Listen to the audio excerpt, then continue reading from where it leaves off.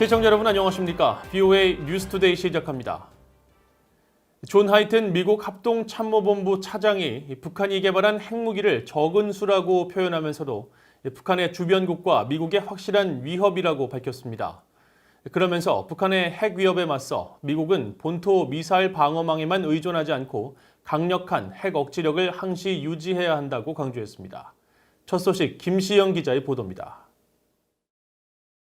존 하이튼 미국 합동참모본부 차장은 17일 미국 국방대학교 주관으로 열린 미국 핵 억지력 관련 토론회에 참석해 북한의 핵무기 보유 규모와 그에 따른 위협에 대해 언급했습니다.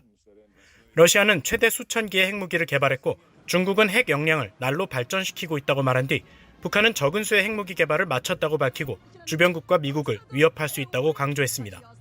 North Korea has developed a small number. The specifics are classified and in many ways hard to understand, but a small number is a confident characterization of nuclear capabilities that can threaten their neighbors or the United States.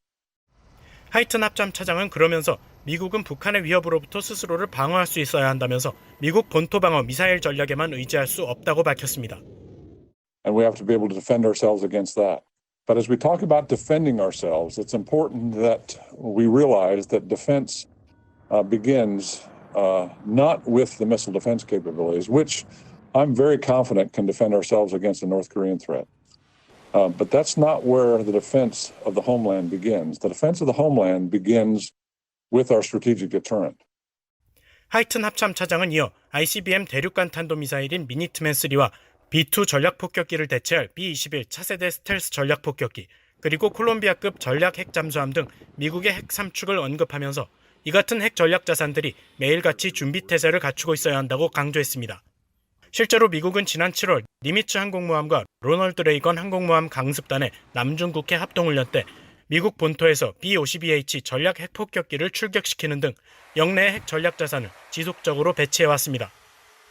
이런 가운데 핵무기 전략과 운용을 담당하는 찰스 리처드 미국 전략사령관은 상원 군사위 청문회에 출석해 미국을 위협하는 국가로 중국과 러시아, 북한, 이란을 지목했습니다. 특히 북한과 이란은 영내에서 해를 끼치는 활동을 지속하며 미국과 동맹들을 위협하고 있다고 지적했습니다. North Korea and Iran continue to conduct harmful activities regionally, causing instability and threatening the United States, our allies and partners. 리처드 사령관은 그러면서 전략사령부는 만일의 사태에 대응할 준비가 돼 있으며 전략적 억제에 실패할 경우 결단력 있는 행동에 나설 준비가 돼 있다고 강조했습니다. BOA 뉴스 김시영입니다. 미국은 북한과의 외교의 문을 계속 열어두기 위한 조치들을 거듭 취했으며 북한은 협상에 관여할 준비가 돼 있는지 결정하고 권한 있는 대표를 임명해야 한다고 오스트리아 빈 주재 미국 월코트 국제기구 대사가 밝혔습니다. 빈 주재 미국 국제기구 대표부는 홈페이지에 올린 성명을 통해 월코트 대사가 16일 국제원자력기구 IAEA 이사회 회의에서 미국은 역사적인 싱가포르 정상회담에서 트럼프 대통령과 김정은 위원장이 설정한 목표를 여전히 따르고 있다면서 이같이 말했다고 밝혔습니다. 월코트 대사는 또 북한의 핵활동이 여전히 심각한 우려 사안이라는 IAEA 사무총장의 평가를 공유하며 북한의 불법적인 핵무기와 탄도미사일 프로그램의 지속적인 개발은 국제사회에 심각한 위협을 제기한다고 지적했습니다. 이어 모든 국가들이 유엔 안보리 결의에 따른 의무를 완전히 이행하고 제재 회피를 막기 위해 단호한 행동에 나설 것을 거듭 촉구한다고 밝혔습니다. 데이비드 스틸웰 미국 국무부 동아태 담당 차관보는 미국은 다른 나라들에게 미국과 중국 사이에서 선택하도록 요구하고 있는 것이 아니라 중국의 악의적 행동에 대해 책임지도록 하자는 것이라고 밝혔습니다. 스틸웰 차관보는 17일 중국 대응과 미국의 관여 증진을 주제로 열린 상원 외교위원회 청문회에 출석해 미국은 대부분의 나라들처럼 중국과 중요한 관계를 이어나갈 것이라며 이같이 밝히고 각국은 스스로의 국가 주권과 안보, 가치와 경제적 복리를 위해 일어서야 한다고 강조했습니다. 또 중국과의 전략적 경쟁에 있어 강력한 국제적 동맹과 파트너십이 매우 중요하고 특히 인도-태평양 지역이 그렇다면서 일본과 인도, 호주, 타이완, 한국 등에서 비슷한 개념이 제시되기도 했다고 설명했습니다. 스틸웰 차관보는 주한미군 철수를 더 이상 고려하지 않고 있고 또 변화가 생긴다면 동맹과 협력국, 의회와 긴밀한 상의 없이는 그런 일이 벌어지지 않을 것이라고 확인해 줄 수 있냐는 의원의 질문에 이런 사안은 모두 협력을 필요로 한다면서 국무부에서 이와 관련한 논의를 하고 있지는 않다고 밝혔습니다.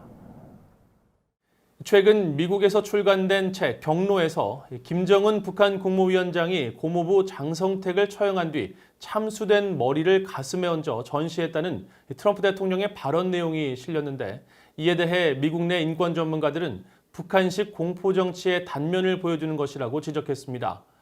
하지만 이 목을 베는 참수는 북한 정권의 전형적인 처형 방법이 아니라면서 해당 내용에 의구심을 나타내기도 했습니다. 김영권 기자가 보도합니다. 밥 우드워드 워싱턴 포스트 신문 부편집장은 최근 출간한 자신의 서적을 통해 북한 김정은 국무위원장의 고모부 장성택의 죽음과 관련된 내용을 전했습니다. 인터뷰를 한 도널드 트럼프 대통령이 북한 김정은 위원장의 폭력성과 포악성에 대해 이의를 제기하지 않았다며 김 위원장은 자신에게 고모부 장성택을 죽였고 그의 시신을 고위관리들이 다니는 계단에 두었으며 참수된 머리는 가슴에 올려놨다고 말했다고 밝혔습니다. 김 위원장의 후견인으로 알려진 장성택은 지난 2013년 12월 반당, 반혁명, 종파행위 등 국가 전복 음모 행위 혐의로 처형됐지만 어떤 식으로 사형이 집행됐는지에 대해서는 소문만 무성했습니다. 미국 전직 관리와 전문가들은 북한 김씨 일가의 잔인함과 공포 정치에 비춰볼 때 이런 증언은 새삼스럽지 않다고 말했습니다. I'm sure that Kim Jong-un never is reluctant to use force and brutality to deal with the problem, and that includes even dealing with his own relatives, as he's demonstrated. 북한인권위원회의 그레그 스칼러트 사무총장도 장성택에 대한 잔인한 처형은 북한 김씨 일가의 핵심 체제 유지 수법인 공포 정치를 방증하는 것이라고 말했습니다. 건국 때부터 북한의 김씨 일가는 북한의 지도자들은 공포 정치를 통해서 나라를 지배해왔기 때문에 다른 방법을 모르는 것입니다.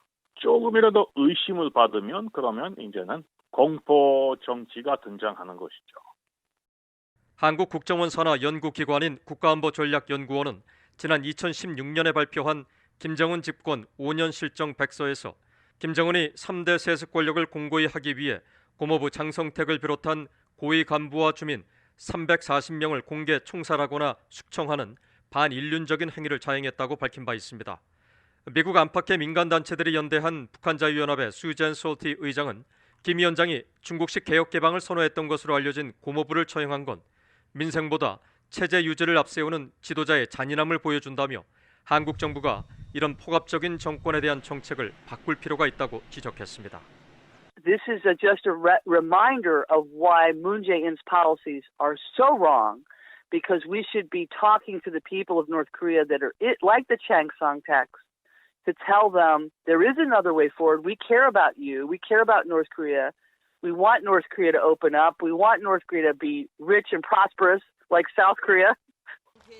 전문가들은 북한이 21세기 정상국가 대열에 합류하려면 이런 잔인한 공포 정치를 중단하고 국제 규범을 준수하며 국제사회와 협력해야 한다고 권고했습니다.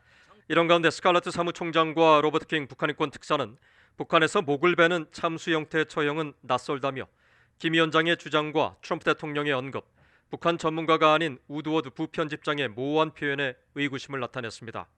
참수는 과격 순위파 이슬람 무장 세력인 IS 같은 테러 집단이 즐겨 쓰는 처형 방법으로 김 위원장 등 북한 지도자들은 고위 간부를 처형할 때 총기와 대공화기를 주로 활용한 것으로 알려져 있다는 겁니다. VOA 뉴스 김영권입니다. 미북 간 비핵화 협상 교착 국면이 장기화되고 있는 가운데 북한의 비핵화 의지 부재가 협상 교착의 근본적 원인이라고 전직 미국 정보관리가 평가했습니다. 마커스 갈로스카스 전 미국 국가정보국 DNI 북한 정보 담당관은 16일 미국의 민간 연구단체 코리아 소사이어티가 주관한 대북 외교 전망 화상회의에서 지금까지 미국이 북한과 완전하고 검증 가능하며 불가역적인 비핵화, 즉 CVID에 대한 합의를 하지 못하고 있는 것은 전적으로 북한이 핵을 포기할 의지가 없기 때문이라고 말했습니다. 그러면서 제재와 압박이 북한의 핵 프로그램 포기를 유도할 정책적 도구로서 잘 작동할 것인지에 대해 현실적인 평가를 해야 한다고 지적했습니다. 미국 중앙정보국 CIA 북한 담당관을 지낸 수김 랜드연구소 정책분석관도 미국은 그동안 비핵화를 포함한 북한 문제 해결에 있어 시급성을 드러내며 시간적 제한을 두는 경향을 보여왔다고 지적하고, 이는 미국이 원하는 것이 더 많다는 인상을 줘 북한이 양보를 요구하는 데 빌미가 되고 북한 문제를 퇴보시키는 부정적 영향으로 이어질 수 있다고 우려했습니다. 또 안킷 판다 미국 카네기 국제평화재단 선임연구원은 북한이 다음 달 10일 노동당 창건일 75주년 기념일을 계기로 정권의 건재함을 과시하려 할 것이라면서 지난 65주년 열병식에서 중거리 탄도미사일을 선보였던 만큼 이번에도 상징성이 큰 신형 무기를 등장시킬 가능성이 매우 크다고 전망했습니다. 스가 요시히데 신임 일본 총리가 북한에 의한 일본인 납치 문제를 새로 출범하는 일본 정부의 최우선 해결 과제로 삼을 것이라고 밝혔습니다. 16일 일본 총리 관저에서 총리 취임 후 첫 기자회견을 연 스가 총리는 새 내각은 전후 외교의 총결산을 목표로 하고 북한에 의한 일본인 납치 문제 해결에 전력을 기울이겠다면서 이를 위해 미국을 비롯한 관계국과 긴밀하게 협력해 모든 납치 피해자가 하루빨리 귀국할 수 있도록 노력하겠다고 말했습니다. 이어 자신이 전임자인 아베 신조 전 총리와 가까워진 것도 납북자 문제가 계기가 됐다면서 납북자 문제는 아베 정부와 마찬가지로 새 정부의 가장 중요한 국정 과제라고 강조했습니다. 스가 총리는 또 미일 동맹을 주축으로 대외 정책을 이어나갈 것이라면서 중국과 러시아를 포함한 가까운 이웃 나라와도 안정적인 관계를 쌓을 것이라고 밝혔지만 외교적 갈등을 빚고 있는 한국과 관련해서는 별다른 언급을 하지 않았습니다. 이상으로 VOA 뉴스투데이를 마칩니다. 시청해주신 여러분 고맙습니다.